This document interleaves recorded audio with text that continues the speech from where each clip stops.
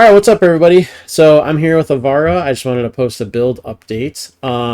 My hound is gonna kill everything now. So previously I had made a video about using primary crux on Ivara after some of the changes she got in a recent patch. After messing around with the Sciotid a little bit, I ended up testing out Ivara because it seemed like she might have some natural synergies there, which I think she does.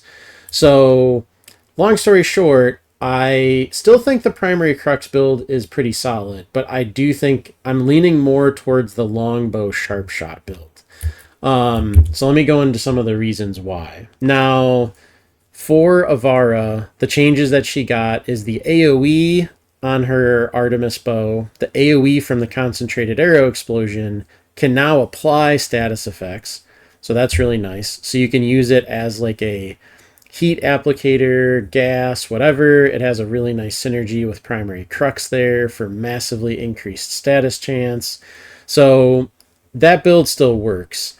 I didn't have as much success with the internal bleeding longbow sharpshot build, and that was my fault. I was making a mistake there. So the other change that they made to Ivara was to her augment, where now you need to fully charge her bow to get the benefits from this augment. So if we, pull out Artemis bow, quick shotting with a bow and warframe, you just kind of tap. Charge shot, you wait till your reticle fills up, and then you let go. For Ivara, for a lot of bows, that means you get more damage. For Ivara, if we take a look at the stats on her bow, the stats for her quick shot and her charge shot are the exact same, not even 0.1 off on any of them. So previously to the change to the augment, you didn't ever charge her bow. So you could put something like critical delay and not worry about the negative fire rate because you were never charging her bow anyways. Now you want to fully charge her bow. So let me take this guy off of here. So why is the pet important? I have reinforced bond on like basically every single build, and I know a lot of people do as well. So I want to incorporate reinforced bond in some of the calculations I'm going to do, but for the time being, I'm going to take my pet off. So with longbow sharpshot, so this is the build I was using previously on Ivara. I typically, this would focus on getting slash procs in an AoE using internal bleeding. Now, internal bleeding is very strong if you can fulfill the requirements for the mod. So you need to get impact status effects, and ideally you want a low fire rate, or at least below that 2.5 threshold. And then you get pretty consistent slash status effects, like, it's 70% chance if you're below that fire rate threshold. It's much more consistent than 100 munitions. And it was kind of the way to use Artemis bow in the past. It was kind of the only viable way to play it, honestly. Now, where did things go wrong? So as I mentioned, with the augment change, you are now incentivized to fully charge your bow shots. So now there's no fire rate on the Artemis bow. So this is why I didn't notice this. I didn't think of it, unfortunately. Now, even though this has a charge time instead of a fire rate, it still has a fire rate. It's just not listed here. So bows typically only have a charge time listed, but the charge time, let's look at what the charge time is. So the charge time is 1 second. Now, the tool, the weapon I've been using to kind of make some calculations is the Lanka. Why? Because the Lanka has both a fire rate and a charge rate listed because of how this weapon works. So we know that the fire rate for the Artemis bow, the base fire rate is 1. Now, one thing to remember is that fire rate mods are doubled for bows, okay? So if I put vial acceleration and critical delay on my Lanka, it's going to take me to like 0.59 or whatever. So what I wanted to find out is like what charge time correlated with just under that 2.5 fire rate to make sure that we were still getting the bonus from internal bleeding, like the better effect from that mod. So if I look at fire rate, I think it was this one. No. Okay. So like 0.43 charge time is about the, you know, what you want. So like if you're at if you're at 0.4 or lower charge time, you're not going to get the benefit from internal bleeding. And the way that internal bleeding works is that you have to be under the fire rate. You cannot be equal to the fire rate. If you have a fire rate of exactly 2.5, you won't get the improved effect from that mod. So you really want to have a charge time of like 0.41 or higher. Okay. So let me look at fire rate just to like kind of illustrate this a little further. So like you really want like 0.41 or higher, 0.42 or higher. Okay. Now for my Artemis bow, what I was using previously, so I'm just going to shift some stuff around here. So I was using vial acceleration, and it's like, oh, this is perfect. You know, of course you're going to get, it's 0.42. We go back to our Lanka, 0.42, 2.4 fire rate. Everything is working out. I should get the 70% chance to get flash effects. Here's where my pet messes things up. Sorry, buddy. I love you. So you're getting additional fire rate from reinforced bond. So if we go look at Artemis bow, now we're at 0.33. That's not good.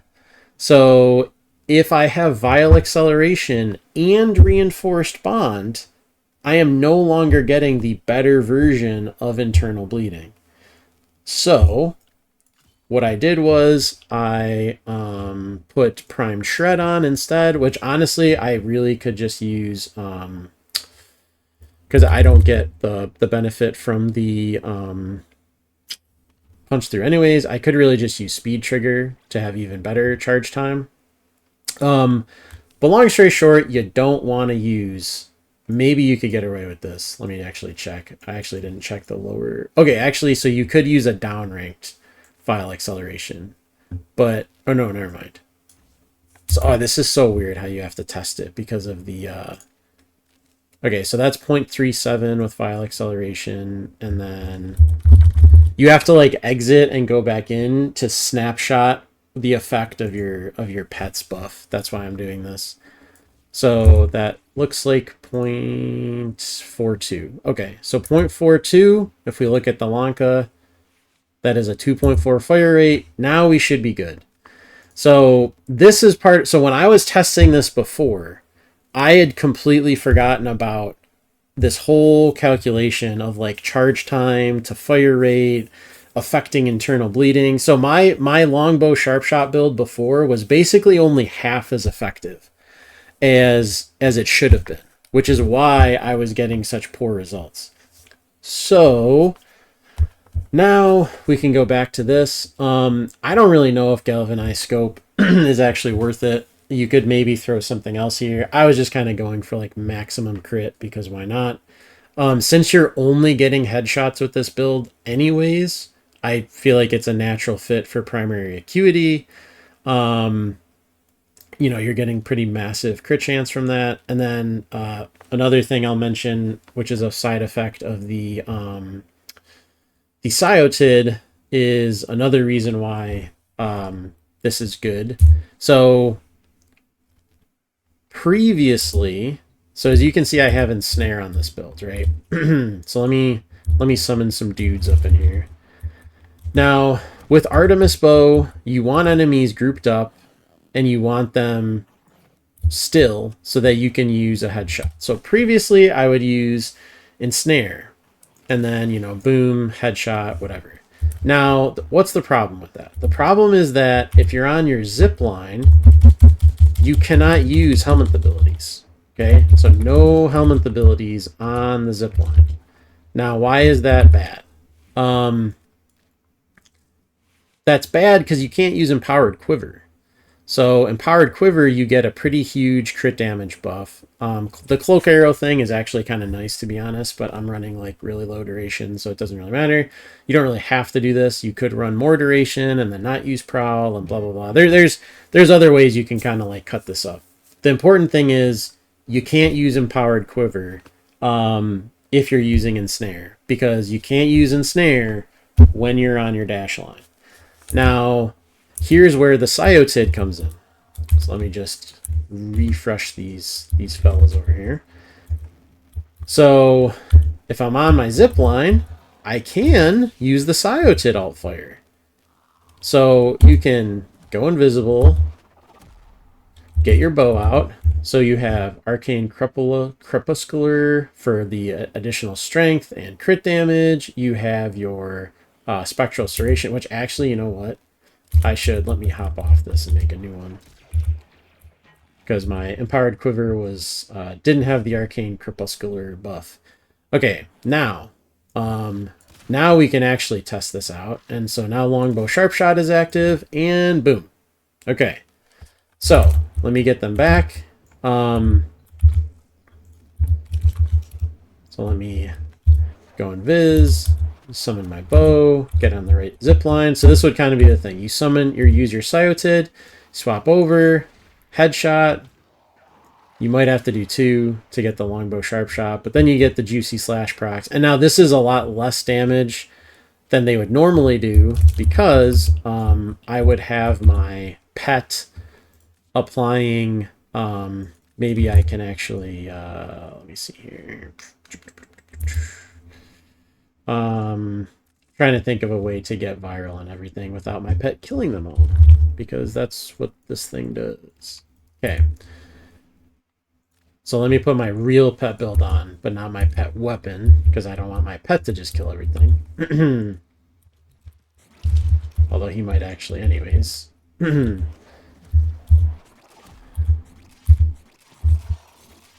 Okay, so group everything up, switch to your Artemis bow. And there. Now you could also use like a whatchamacallit? Panzer Vulpaphyla. That's another viable option if you want viral. But yeah, so given all that, I think the Longbow Sharpshot version of this is actually quite good still. I basically made a mistake because I was not accounting for fire rate, so my internal bleeding wasn't good enough. Now, what else could you put in this build? Instead of Galvanized Scope, you could definitely use more crit damage since you have so much crit chance. So you could use Hammer Shot. Bladed Rounds would be really good. You could also use, in addition to or instead of Rifle Elementalist, you could use a Bane mod. I'm just very lazy, so I don't typically use the Bane mods. Obviously Spectral Serration is really insane on this weapon. And that combined with primary acuity is you have plenty of raw damage, and then Longbow Sharpshot is an overall multiplier on that. So I think either of these versions, using Sharpshot or Crux, are both good. The one nice thing about Sharpshot is it relies less on stacking galvanized mods and more on just making sure your Sharpshot buff is active, which the whole point of this build is getting headshots. So like your Sharpshot should be active every single time you shoot, unless you miss, which you shouldn't do that. So now in terms of helmets, because now you don't need Ensnare because you have Sciotid. So now you can try out other helmets. One thing you could try out is like Silence if you want like a more defensive ability. You could do like Pillage, I guess. I've tried a lot of different builds on Ivara. This one is pretty fun. This is just for teleporting all over the place in outdoor areas, just to do like conservation and whatnot. But yeah, there's a lot of ways that you could cut this up. You could just do like the normal stuff, like Zaku's thing, Nourish, Rage is, or Roar rather, not Rage. Roar is probably like the best. If you do Roar, you would probably want to use like, you know, Umbral Intensify or some other forms of strength. Precision Intensify is nice because it, you know, it just hits your bow. But yeah, so you could definitely use other helmet abilities that are buffs. So any helmet ability that's a buff rather than like a persistent ability, or like an ability that you would want to like use would be a lot better. You would definitely want to build durations. You'd have to change the build up a bunch, but you know, the fundamentals are there. Obviously, you can play it however you want. I actually might try out not using Ensnare at all and using, where is it? Using Piercing Navigator. I think that could actually be really fun. Might not be that good, but you know, might be fun for the memes. Yeah. So the other thing that you could do is you can run a blah blah blah blah. Where is it? Is it Nautilus or is it? I'm trying to remember which one of these has both. Is it Doriga or is it Nautilus? I think it's Nautilus.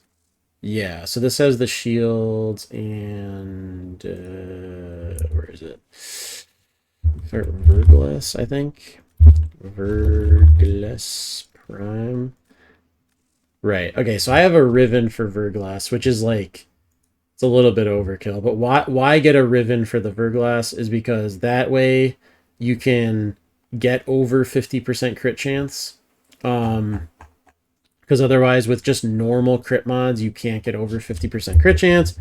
Why do you care about getting over 50% crit chance? Because then you can use Tenacious Bond. So if your companion's crit chance is over 50%, you get an additional final crit damage multiplier because the you have so much crit chance on you have so much crit chance on your bow. The extra crit damage multiplier is really nice.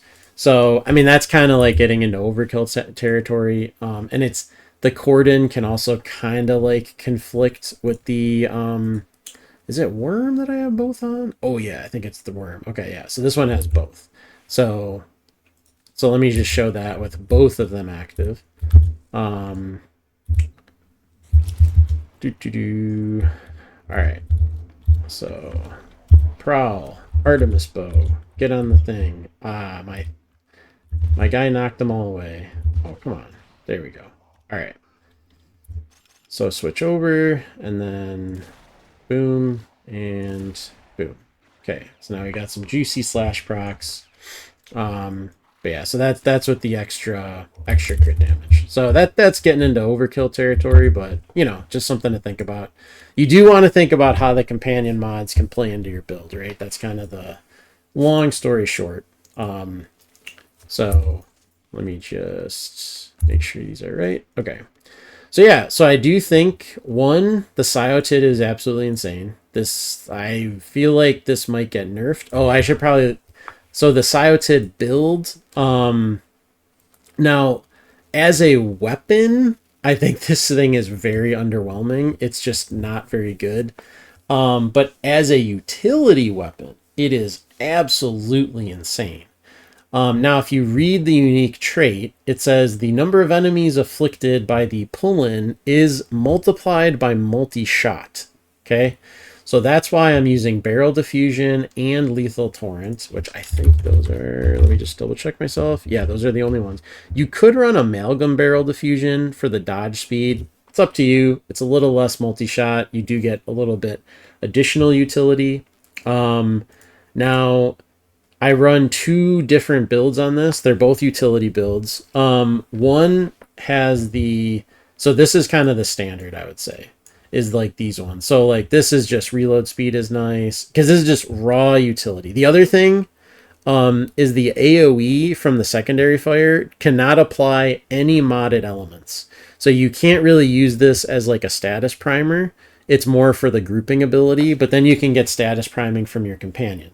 So you really want multi-shot And then the other things are kind of just like, you know, ease of use, like reload speed, or it depends on the build. Like for this build, you're swapping away from using the Sciotid, right?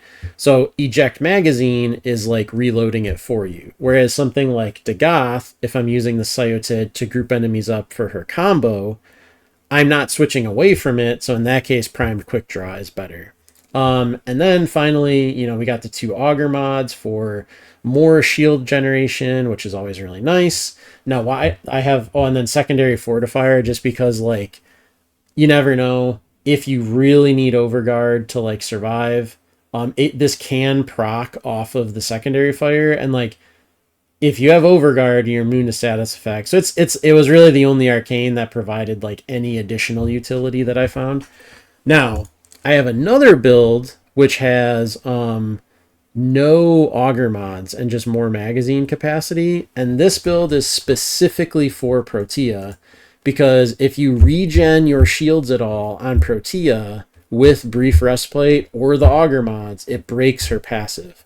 So this build is specifically for Protea. So utility and Protea. So yeah, so that's just something you want to think about. So, and this is why Warframe is such an awesome game. Like this was like hours and hours of like testing, and realized I messed up, and seeing how things can fit together better, and using stuff on my companion and my other weapons to try to make Artemis bow playable and whatnot. Another thing, so another thing is you probably want to run Matter Eye, because Zeneric obviously has really nice energy regen. However, it's all energy regen over time. You know, Wellspring is over time, Energy Pulse is over time. Because of Ivara's in Prowl, which is a channeled ability, she doesn't benefit from that at all. Whereas Matter Eye, you have your Sling Strength, which is 40% ability strength for 20 seconds. You can use that to snapshot your buffs. So, you know, let me just show that really quickly, and then we'll kind of wrap it up. So, so you would want to Sling Strength, so that's going to give you your thing, then go into Prowl, use this, and now I have 170% instead of 130% if you look at my Empowered Quiver. And then, you know, I can go to my bow, and my bow is stronger as well. So, you know, there's a lot of ways to get strength and whatnot if you need it on a build. But yeah, so that's kind of where I'm at with Ivara. I think this is, I'm outside of testing different Helminth options, because I you know, Ensnare is not needed anymore if you're using Sciotid. So I think I'm probably going to use Zata's Whisper, just because that's like super insane. Also, like it kind of functions like multi-shot. So one of the downsides of using primary acuity is you can't mod multi-shot. And since the bow is obviously like a single shot hit, you only get one chance to proc impact. Now you do get a guaranteed impact proc, but like the way internal bleeding works is like as long as you get an impact proc, it can roll. If you get more than one impact proc, it doesn't matter. If you get multiple unique hits though, those can each proc a slash effect. So I think Zata's Whisper would really help that. So I think that's probably my next evolution of this build.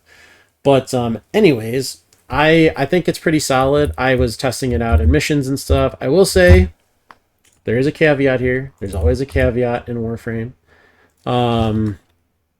Let's see. Okay, here we go. So let me just kill all these guys. Here's the problem with this build. Yeah, overguard. So that's the issue in real missions, is doesn't really matter, you know, if you have the Sciotid, if you can't actually pull anything. So, you know, oh, another useful, since I have something at 50% here, I might as well show it, is power drain. So that's another thing you just want to keep in mind for snapshotting buffs. So power drain is a Parazon mod, where you get 50% ability strength for your next ability after you mercy kill something. So if you combine your Matter Eye dash with Power Drain, you can snapshot a pretty high strength, like, you know, dash wire or whatnot. So even though the build doesn't have that much strength on it, you can still find ways to get more strength. So anywho, that was a very long-winded way of saying I still think the primary Crux build is good. However, I think that Longbow Sharpshot is just as good, if not better. So try it out. Let me know what you think. I think Ivara is definitely not dead. I do wish she got like a little bit of like a tweak, you know. It's like, it does feel kind of bad that we're running around with frames like, you know, like Nyx and Revenant and whatever being like completely invulnerable. And, you know, Ivara is kind of just waddling around with her very slow prowl. Like, I get that it's infinite duration invis, so they don't want to give her full mobility, but that's why parkour speed is so nice on her. But anyways, I think she's still really solid. She doesn't really need too much help. So, and she's still the best at a lot of like niche tasks in Warframe. So let me know what you think. Try it out. Longbow Sharpshot's pretty freaking good. So, and if you use it correctly, internal bleeding is good too on Artemis bow. So I really appreciate you watching. Try this out, try the Crux build, and let me know what you think. Thank you. See ya.